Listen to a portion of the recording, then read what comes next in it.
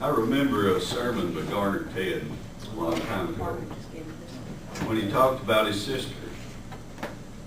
She had said that she just could not believe in her father's religion. That just didn't seem real to her. I think the world struggles with that same problem today. Much of what is presented as religion to the people today just doesn't seem based in reality. Those old Bible stories just don't translate or seem real to many in today's modern educated world. When I was in elementary school, that was a long time ago, I think Fred Flintstone was in class ahead of me. But there was a minister who would come by the school and told Bible stories. Can you believe that? I mean, that could never happen today, but it did back then. Of course, I really enjoyed his visits because not only did he get out of class, but he made the stories really interesting.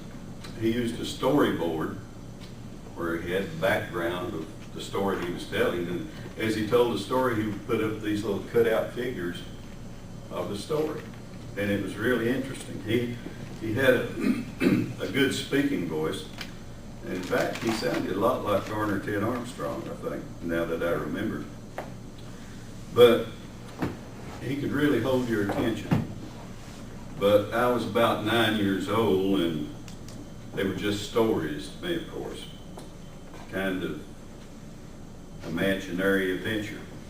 They had no bearing on my everyday life. They just didn't translate into anything that I could use or even understand. I'm afraid that happens to people today. A lot of people claim religion for the sake of appearing religious. I remember Garner Ted saying that there was too much religiosity in religion. Now, Kelly gave a sermon some time back about one reason why we attend church. His main point was fellowship and how important it was. That's very true. And I think that we will need to strengthen that aspect in the times to come. But today, nominal Christians attend church for various reasons. Some because they believe it's the thing to do. Some to appear religious and feel good about themselves. Some for business contacts. That's a big thing in some churches. But a lot go to church because of a deep inner need for an explanation to their life. What do most of them get? Some ministers, though meaning well, mislead the people because they themselves are deceived.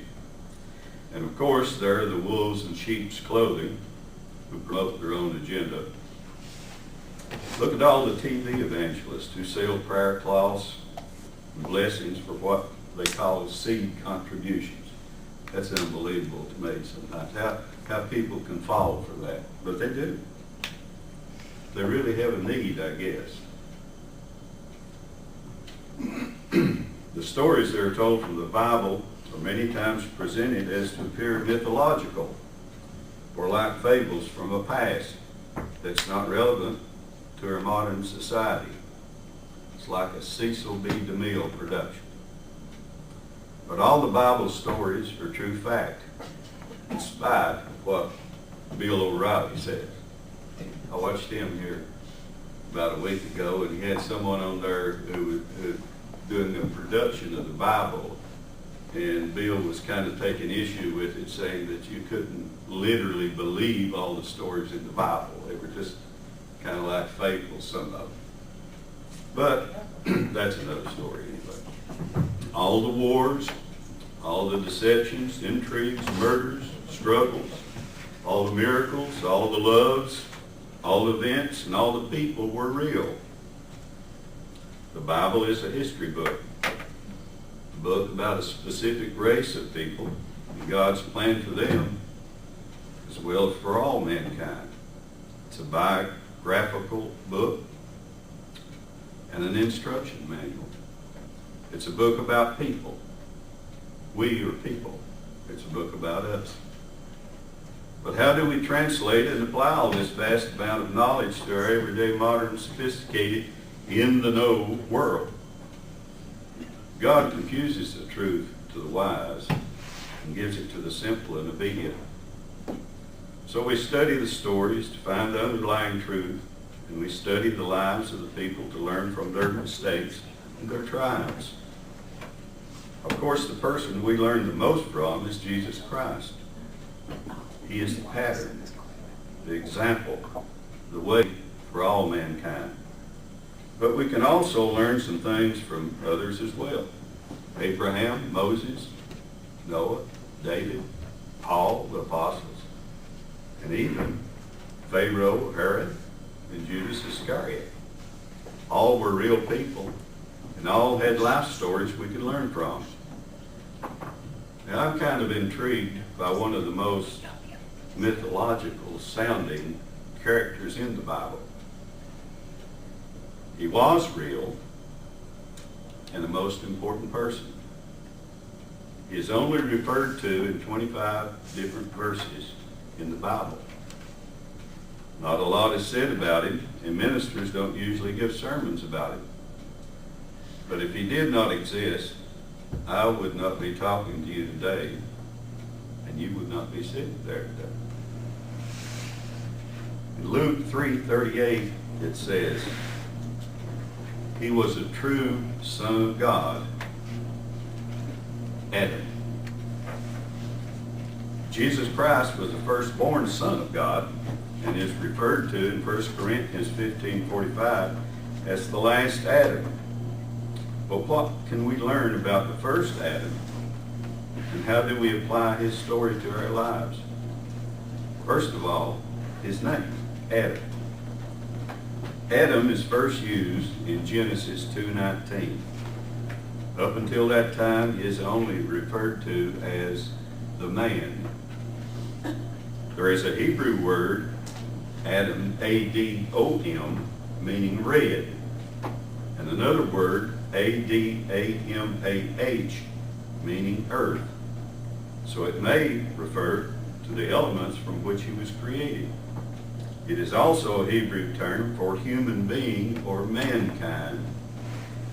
In Genesis 5:2 it reads, male and female created he them, and blessed them, and called their name Adam, in the day when they were created. Since in this verse Eve is referred to as Adam, then the name is more symbolic of human being or mankind, and not so much a given name. This all borders on speculation, of course. Not that important anyway. It's kind of like how people want to know if Adam had a neighbor. You've probably heard that. Totally irrelevant. If God had wanted him to have a neighbor, or even two, he would have given it to him. We don't have a whole lot of information about Adam, and I'm sure that it is through the design of God. The story of the life of the first Adam could not rival in importance the story of the last Adam, Jesus Christ. We can be sure that Adam was a perfect physical specimen, created in the image of God. He was not created with a good or bad morality. He was neutral in that respect. Original sin is associated with Adam, but the original sin was Satan rebelling against God.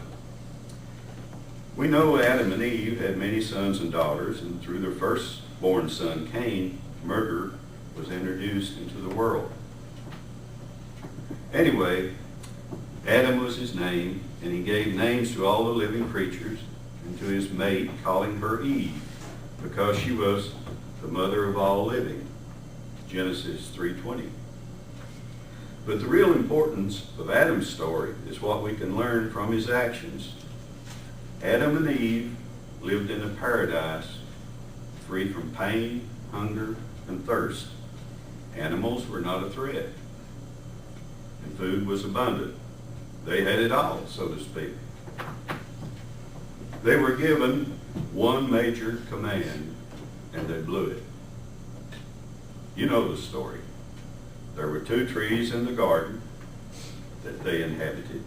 The tree of life, which could enable them to have eternal life, and the tree of knowledge of good and evil, which would mean they're dead if they ate it. Then old Scratch entered, the adversary. He entered the picture, convinced Eve that God did not mean what he said. They would not surely die. So when Eve sees that the fruit is pleasing to the eye and good for food, she shares it with Adam. And it's been downhill ever since. What is the real moral of Adam's story? And how does it apply to a modern, educated world? It's just this, and it's simple. As far as human nature is concerned, not much has changed. Adam and Eve had choices. We have choices. We can choose the tree of life, meaning obey God and live eternally, or the tree of knowledge of good and evil, the way of the world, and that leads to death. The choice is ours to make.